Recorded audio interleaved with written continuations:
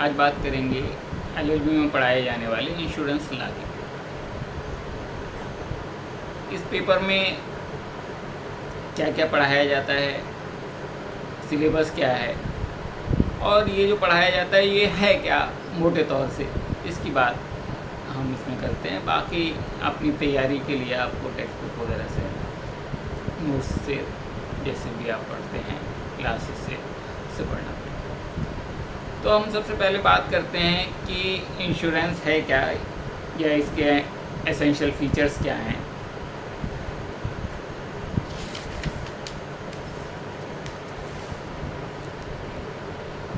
सबसे पहली बात ये है कि इसमें जो है रिस्क जो है होता है, जो रिस्क कवर करने के लिए हम इंश्योरेंस करवाते हैं कि सब जो जोखिम है उसको कम करने के लिए।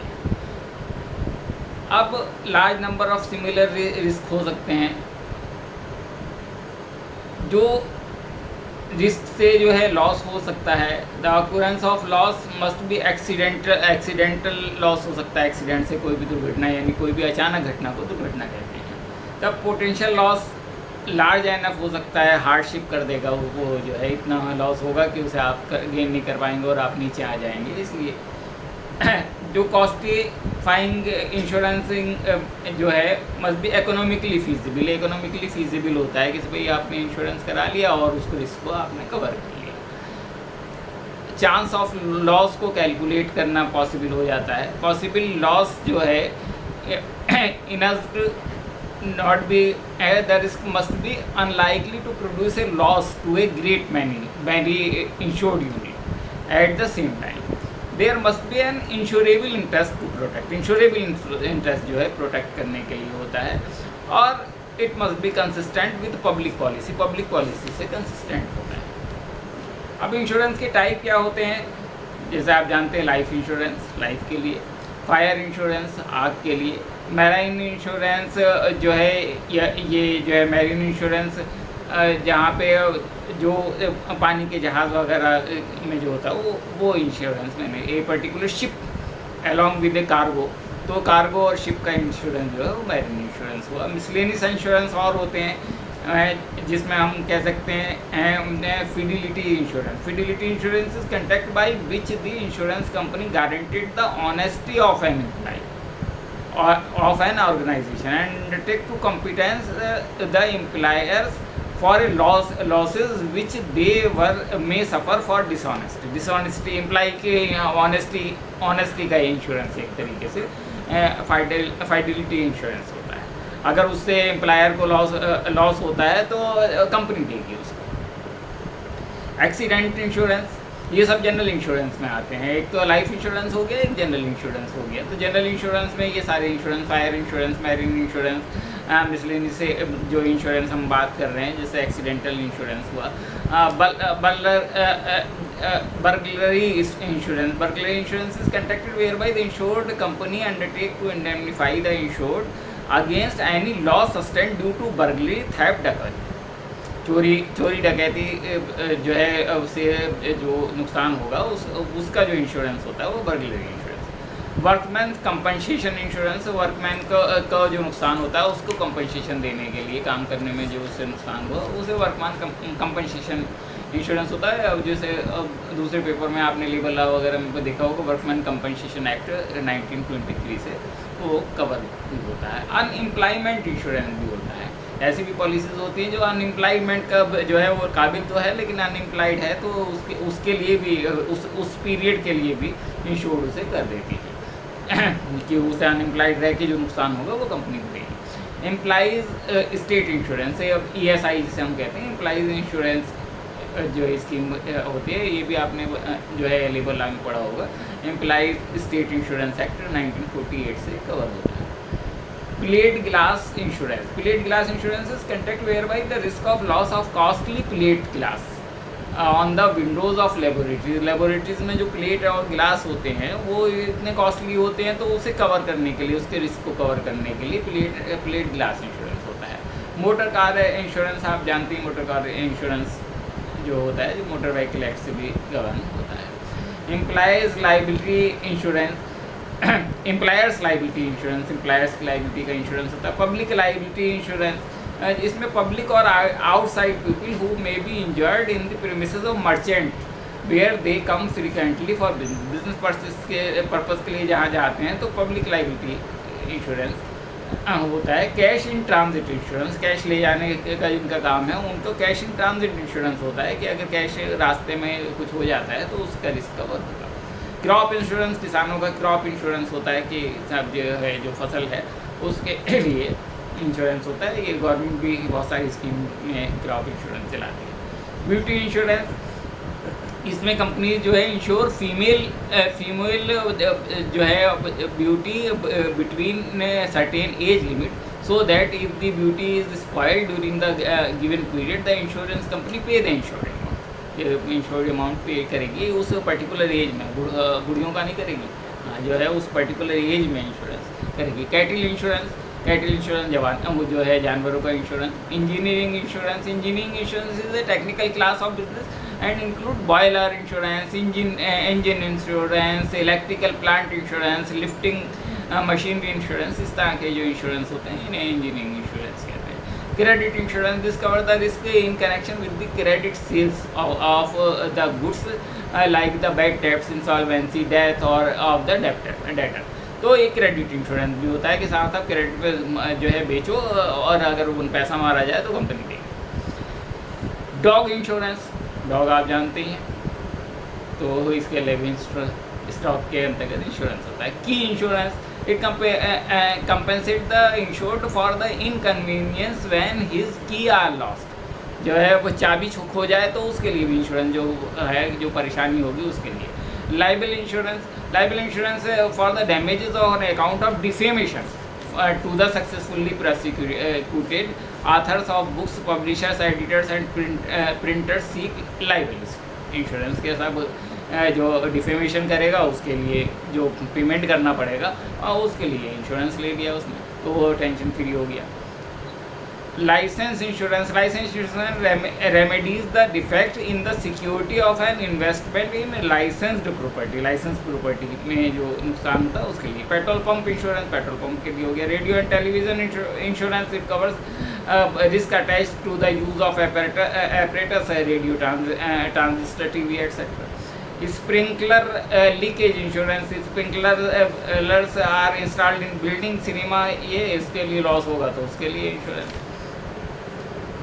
Twin insurance, an insurance of this kind is designed to cover the immediate additional expenses which are inevitably occurred following multiple birth, twins और triples और जो है quadruplets, मतलब अगर जुड़वा बच्चे पैदा होंगे तो उसके लिए भी insurance, twin insurance. Weather insurance, crime insurance, social insurance, इस तरह के बहुत सारे इंश्योरेंस जो है वो होते हैं।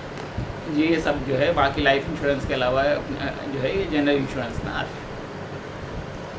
अब फंडामेंटल प्रिंसिपल क्या हो गए? एक तो सबसे पहला प्रिंसिपल ये है, आप क्यों करा रहे हैं इंश्योरेंस? इंडेमनिटी, इस भाई उसके लिए आपको इंडेमनिटी मिल गई कि साहब ये जो नुकसान होगा उससे जो है ये कंपनी देगी, इंडेमनिटी।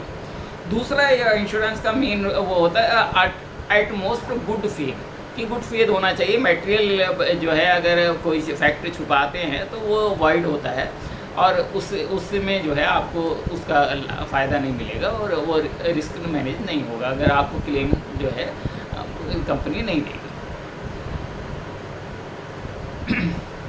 अब इसमें जो क्या क्या मटेरियल फैक्ट्स मेनली होते हैं, जैसे मोटर में detail of any young drivers, house hold में detail of any commercial user और प्राइवेट ड्वेलिंग हाउस, कमर्शियल में प्रीवियस लॉसेस और लाइफ में जो है डिटेल ऑफ जो बड़ी डिसीज़ होती हैं हार्ट कैंसर वगैरह उसकी डिटेल जो है, ये सारे जो है वो माने जाते हैं कि मटेरियल फैक्ट है जो बताना चाहिए। अब तीसरी बात होती है सबरोगेशन। सबरोगेशन क्या होता है कि जब कोई किसी चीज़ का लॉस हो गया तो उसके जो सारे जब लॉस वो पेमेंट करेगा तो सारी जो उसके राइट होंगे वो कंपनी को मिल जाएंगे। जैसे मान लीजिए एक मोटर व्हीकल जो है वो हो गई, डैमेज हो गई, डैमेज क्या फुल लॉस उसने हो गई, तो इसका मतलब ये नहीं कि उसका कबाड़ा जो है वो जो है उसका होगा, जिसने इंश्योर किया, उससे तो डबल फ़ायदा हो जाएगा। डबल फ़ायदा क्योंकि इंश्योरेंस का एक मेन रूल ये है कि उससे फ़ायदा नहीं कमाना है, उससे जिस स्थिति में थे उस स्थिति को कंपनसेट करना है। मतलब कोई जो है बिजनेस इंश्योरेंस से फ़ायदा नहीं ले सकता है, मतलब इसलिए इंश्योरेंस नहीं कराए कि वो बिज़नेस करे ही नहीं, फ़ायदे के लिए इंश्योरेंस कराता है, ये नहीं कर सकता है। वो जो रिस्क है वो रिस्क मैनेजमेंट के लिए है, और रिस्क जो है वो उसे का मतलब ये है कि वो जिस कंडीशन में था इमीडिएटली उससे उस कंडीशन में वो आ जाए। तो सब्रोगेशन में ये होता है कि साहब एक गाड़ी, जैसे हम एग्जाम्पल के कहता हूँ, एक गाड़ी का एक्सीडेंट हुआ और फुल लॉस उसने दे दिया जो है कंपनी ने, तो वो जो गाड़ी का कबाड़ा है या वो जो भी पार्ट्स बचे हैं, जो जलने के बाद भी बचे हैं, यानी फुल लॉस के बाद भी बचे हैं, वो कंपनी के होंगे। तो वो सब्रोगेशन एक कॉन्ट्रैक्ट होता है, उससे वो उसकी मालिक होगी, वो उसे चाहें और जो है बेच सकती है। इसी तरीके से किसी कंपनी में आग लगी, उसने आग का बीमा कर दिया, तो जो उसका जो आग से वो मलबा निकला, कूड़ा निकला, या उसमें जो भी वेस्ट निकली, उसका जो पार्ट है मतलब उससे जो बेच के मिलेगा वो कंपनी का होगा, या उसके क्लेम में से उसे डिडक्ट कर लिए हैं। चौथी बात होती कंट्रीब्यूशन। कंट्रीब्यूशन का मतलब ये है कि अगर एक ही मामले में और एक व्यक्ति ने कई सारी पॉलिसी करा रखी हैं, तो कई सारी पॉलिसी वो फ़ायदा नहीं कमा सकता। वो ये नहीं कह सकता साहब मैंने तो अलग अलग इंश्योरेंस दिया, मैंने 4 लाख इसकी करा ली, 10 लाख इसकी करा ली, 20 लाख इसकी करा ली, जबकि मुझे टोटल क्लेम 10 लाख ही मिलना चाहिए था। तो उसमें अब जो है ये तय किया जाएगा जिसका जितना क्लेम हो उस जितनी पॉलिसी है उस प्रोपोर्शन में वो कंट्रीब्यूशन करेंगी अलग अलग कंपनियाँ, अलग अलग पॉलिसी। मतलब वो एक साथ नहीं ले सकता है, मतलब वो ये नहीं कह सकता नहीं साहब मेरा तो इंश्योरेंस 20 लाख का है, आप तो 20 लाख दो, भले ही मेरा नुकसान 10 लाख का हुआ है। नहीं, वो 10 लाख का नुकसान हुआ है, इसका मतलब आधा नुकसान हुआ, और उसके ने पॉलिसी 3 अलग अलग ले रखी है, तो जितनी की पॉलिसी ले रखी है उससे आधा आधा देंगे। इंश्योरेबल इंटरेस्ट, एक बात होता है इंश्योरेबल इंटरेस्ट। तो इंश्योरेबल इंटरेस्ट जो है वो मतलब जिसका इंश्योरेंस कराया है उसने, वो उस पर का मालिक भी होना चाहिए, उसका इंश्योरेबल इंटरेस्ट होना चाहिए। कि पता चला एक अब जो है वो जो कंपनी की ऐसी कोई टर्म्स एंड कंडीशन नहीं थी कि सब पॉलिसी ट्रांसफ़र ऑटोमेटिक हो जाएगी, और उसने पॉलिसी ट्रांसफ़र नहीं कराई अगले आदमी ने, भले ही उस वाहन पे पॉलिसी है, तो वो अगले वाला जो क्लेमेंट नहीं हो सकता क्योंकि उसका इंश्योरेबल रिस्क नहीं है। कि जिसने बी ने जो है पॉलिसी वो गाड़ी ट्रांसफ़र नहीं कराई अपने नाम, तो वो गाड़ी इंश्योरेबल रिस्क हुई नहीं उसको, भले ही पॉलिसी का वाहन पे है। एक प्रॉक्सिमेट काज होना चाहिए, तो जो नुकसान का प्रॉक्सिमेट काज होता है निकटतम वाला, उससे मिलता है। इसे defined as active efficient cause that sets into motion a train of events which bring about a result without the intervention of any force started and working activities from a new and independent source. Therefore there must be an efficient cause. Efficient cause होना चाहिए। Example ये कि fireman remove undamaged stock from A burning building to avoid its involvement in the fire. It is stacked in the open yard and subsequently damaged by rain. Was the proximate cause of the damage the fire or the rain? If the rain damage occurred before the insured had an opportunity to protect it, then the proximate cause of damage would be the fire. तो proximate cause होना चाहिए, would be the fire. However, if the stock were left unprotected for as unreasonably long period, the rain would be a new independent cause. कि फ़ौरन उसने एक जला हुआ stock निकालने के लिए, बचाने के लिए फायरमैन ने उठा के उसे बाहर रख दिया, तभी बारिश आ गई, तो जो नुकसान हुआ वो आग का नुकसान माना जाएगा। लेकिन उसने लापरवाही से उसने वो तो रख के चला गया, और उसने मालिक ने जो है वो सोता रहा, और जो है उसने जो है रमज़ान आ गए इस बीच में, उसने काम नहीं किया, और ईद के बाद उसने जो है उसको हटाया। ठीक है, तो ऐसी पोजीशन में जो है वो जो नुकसान है वो रैन का माना जाएगा, ना कि आग का माना जाएगा। ठीक, तो ऐसे उसके लिए अगर उसने रैन का बीमा नहीं करा रखा है तो वो उसे नहीं मिलेगा, प्रॉक्सिमेट काज नहीं मिलेगा। इसके साथ साथ आर्बिट्रेशन की क्लास होती है सम्या आर्बिट्रेशन एंड कंसाइलेशन एक्ट से, तो जो है उसको भी जो है पहले अगर कोई डिस्प्यूट है तो उसे निपटाने की कोशिश की जाती है। बात करते हैं हम रिस्क की। तो इसमें सभी तरह के रिस्क जो है इंश्योरेंस से कवर नहीं होते, इसलिए हमें इसको रिस्क को समझना ज़रूरी है और इसके रिस्क के काइंड्स को समझना ज़रूरी है। रिस्क इसका मतलब जोखिम जो है वो इसके कुछ काइंड होते हैं, मेजर कैटेगरीज जिसे कह सकते हैं। उसमें प्योर एंड स्पेक्यूलेटिव रिस्क हुआ। प्योर रिस्क तो ये है कि as a situation where there are only the possibilities of loss or no loss or no loss, ठीक है। मतलब प्रॉफिट नहीं लेना है उसमें, profit the only possible outcome are adverse loss and natural neutral no loss, ठीक है। जबकि दूसरा speculative risk is defined as a situation where either profit or loss is possible. दस if you should purchase 500 shares of common stock, you would profit if the stock rises in price but would lose if the price decline.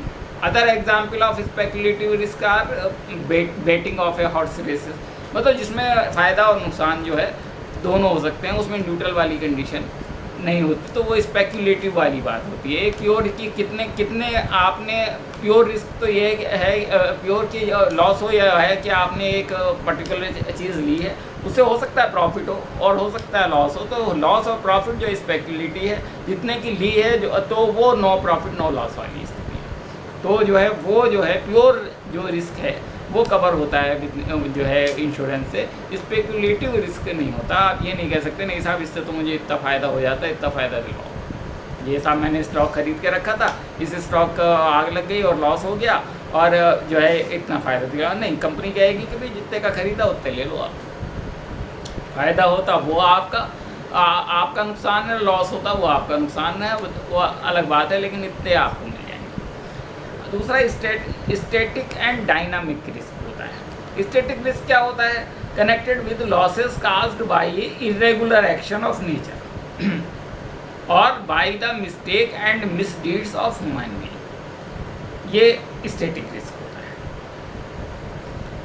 जो static risk को जो है वो same होता है एक तरह से प्योर रिस्क से, and would by definition be present in an unchanging economy.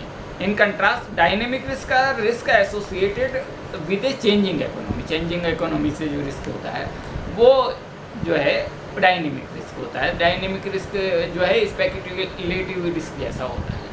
एक तीसरा होता है फंडामेंटल एंड पर्टिकुलर रिस्क।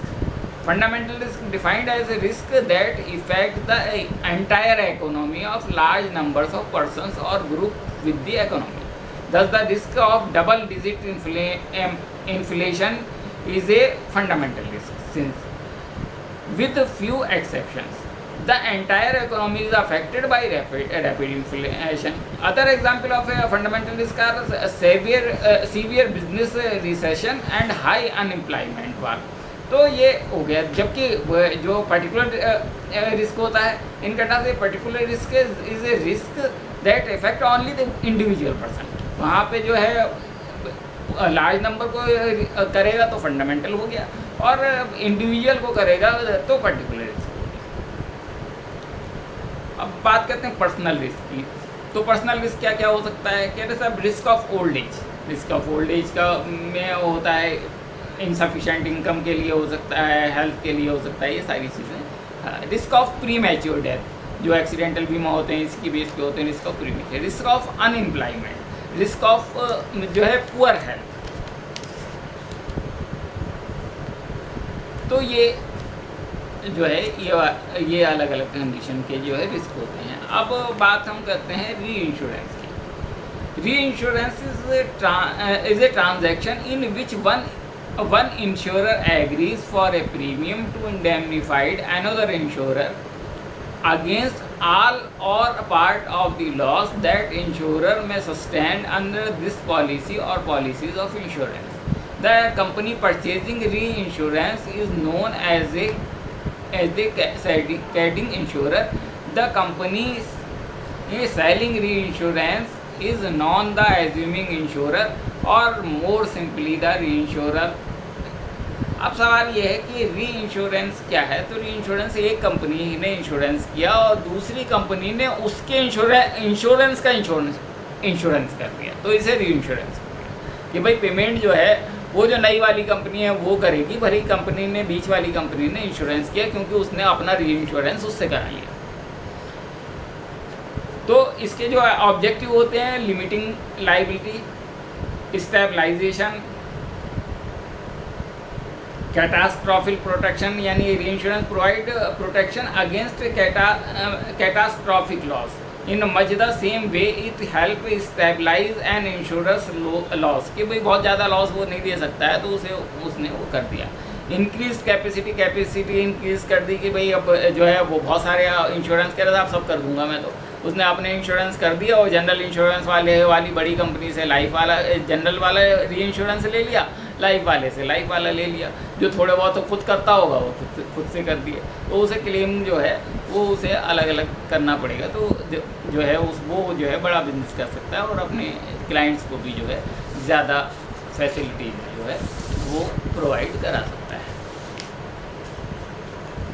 अब हम बात करते हैं लाइफ इंश्योरेंस।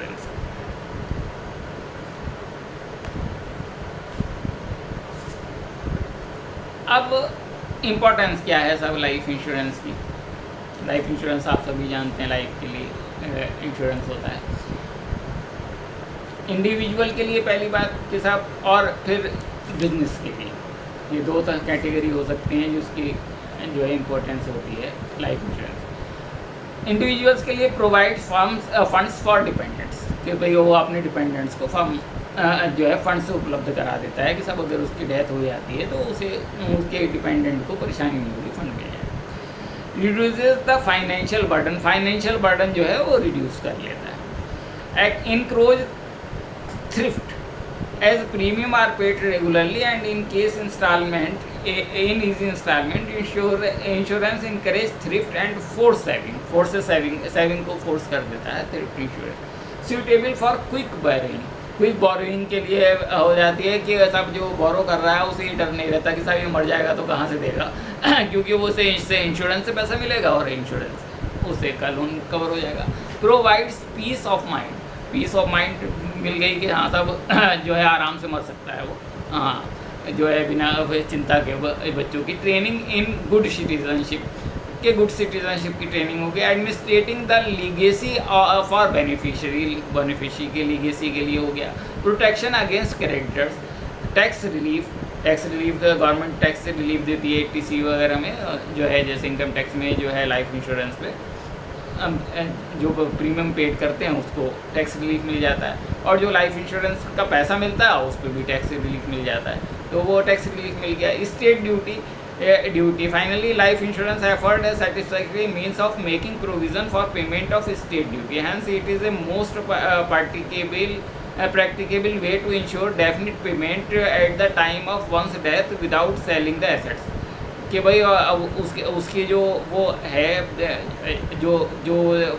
टैक्सेस और वो हैं तो उसके लिए कुछ सेल नहीं करना पड़ेगा, वो स्टेट ड्यूटी वगैरह वो दे सकते हैं, उससे जो इंश्योरेंस पॉलिसी से मिलेगा उससे दिया जा सकता है। दूसरा बिजनेस के लिए यूजेस टू बिजनेस है क्या, बिजनेस कंटिन्यूएशन के लिए पैसा मिल गया। इंश्योरेंस जो है of key man, insurance help the businessman to insure the life of its key employees की जो की एम्प्लॉइज़ हैं उनकी लाइफ के लिए, तो एम्प्लॉय टिके रहेंगे। द इन्हांसमेंट ऑफ क्रेडिट मैंने बताया। The employees welfare plan, employee का करवा दिया तो एम्प्लॉय वेलफेयर प्लान के लिए वो अपने उसको कर सकता है। अब बात हम करते हैं general condition life insurance contract.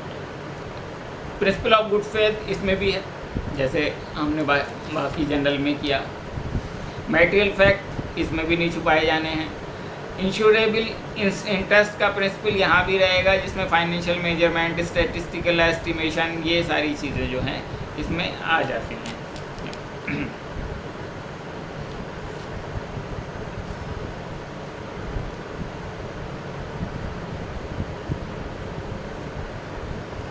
Life business में ओन ओन लाइफ पे हो सकता है, लाइफ ऑफ स्पाइस के पे हो सकता है, लाइफ ऑफ एम्प्लॉइज़ पे हो सकता है, लाइफ ऑफ चिल्ड्रन पे जो है ये हो सकता है। हम बात प्रोसीजर की कर रहे हैं कि लाइफ इंश्योरेंस पॉलिसी लेने का प्रोसीजर क्या है। जनरल इंश्योरेंस का भी इससे मिलते जुलता होता है। तो सबसे पहले प्रपोजल फॉर्म भरेंगे। प्रपोजल फॉर्म में नेम वगैरह, नेशनलिटी वगैरह होती है, terms table and terms and assurance होती है, place and district of birth होती है, डेट ऑफ बर्थ वगैरह होती है, ऑब्जेक्ट ऑफ इंश्योरेंस होता है, नेम एंड नॉमिनी जो है पॉलिसी रिलेशनशिप होती है, हाइट वेट होता है, life proposed is also proposed with any other company में अगर पॉलिसी ले रखी है तो वो होती है। ये सारी डिटेल जो है इसमें प्रपोजल फॉर्म में आती है। दूसरा ये है कि मेडिकल एग्जामिनेशन, अब जो प्रपोजल फॉर्म सबमिट कर देंगे उसके बाद जो है मेडिकल अगर जो है उसकी मेडिकल एग्जामिनेशन की ज़रूरत होगी, उसके अप्रूव्ड मेडिकल डॉक्टर से जो कंपनी के वो जो है मेडिकल एग्जामिनेशन। एजेंट्स की तीसरा कॉन्फिडेंशियल रिपोर्ट होगी कि हाँ साहब ये वो जो क्या है ये सब ठीक है। चौथा एक्सेप्टेंस ऑफ द प्रपोजल होगी, प्रपोजल का एक्सेप्टेंस हो जाएगी। इसमें प्रूफ ऑफ एज जो है वो रिक्वायर्ड होगा और वो प्रूफ ऑफ एज जो है सबमिट करेगा, पेमेंट करेगा प्रीमियम का, और कमेंसमेंट ऑफ रिस्क उसकी डेट लिखी होगी, उससे कमेंसमेंट हो जाएगा, रिस्क शुरू हो जाएगा और पॉलिसी इशू कर दी जाएगी। ये जो है इसका प्रोसीजर होता है।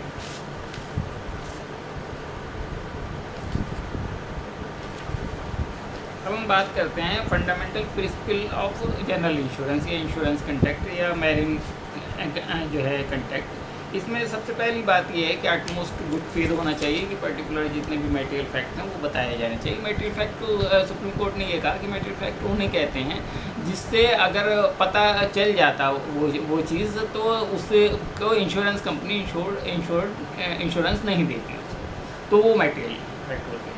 दूसरा इंश्योरेबल इंटरेस्ट होता है कि भाई क्या इंश्योर करवाना है, कि आप की कौन सी प्रॉपर्टी है जिसको इंश्योर्ड आप करा रहे हैं। तीसरा इंडेमनिटी होती है कि भाई आपका कौन सा रिस्क कौन सा कवर होगा। Indemnity is yet another fundamental principle of insurance. तो ये सारी चीज़ें जो है इंश्योरेंस में, जनरल इंश्योरेंस में आती है।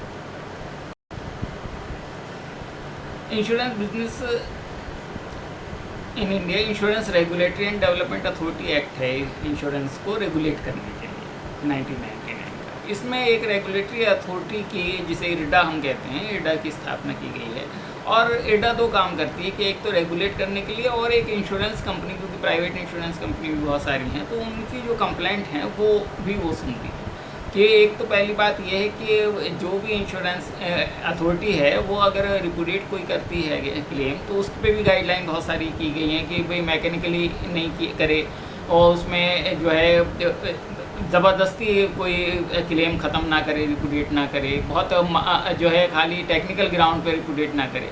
इस तरह के रेगुलेशन हैं बहुत सारे। और साथ में रेगुलेशन अथॉरिटी ने रेगुलेशन दिए हैं तो वो protection of interest of policy holder दिए हैं, protection of interest of agents दिए हैं कि सब यही है। जैसे उसमें ये लिखा हुआ है कि जनरल इंश्योरेंस का जो वो है, अब इतने दिन में सर्वेयर भेजेंगे, इतने दिन में 15 दिन में सर्वेयर भेजेंगे, उसके बाद इतने दिन में आगे जो है क्लेम का डिस्पोजल करेंगे, इतने दिन में जो है उस क्लेम के बाद जो वो होगा पेमेंट करेंगे। ये सारी चीज़ें उसमें लिखी हुई हैं। अगर उसका कोई पालन नहीं करता है तो उसके लिए इंश्योरेंस ओम्बड्समैन काम करता है, जो इंश्योरेंस रेगुलेटरी अथॉरिटी के अंडर में काम करता है। और उसकी शिकायत होने पे वो इंश्योरेंस कंपनी के खिलाफ उसके लाइसेंस कैंसिल करने की सिफारिश भी कर सकती है जो है रेगुलेटरी अथॉरिटी, और उसे बान भी कर सकती है, उस पर जुर्माना भी लगा सकती है। ये सारी चीज़ें इंश्योरेंस रेगुलेटरी अथॉरिटी करती है। इसमें साथ साथ ये भी इंश्योरेंस रेगुलेटरी अथॉरिटी है कि भाई एक ग्रीवेंस जो है एक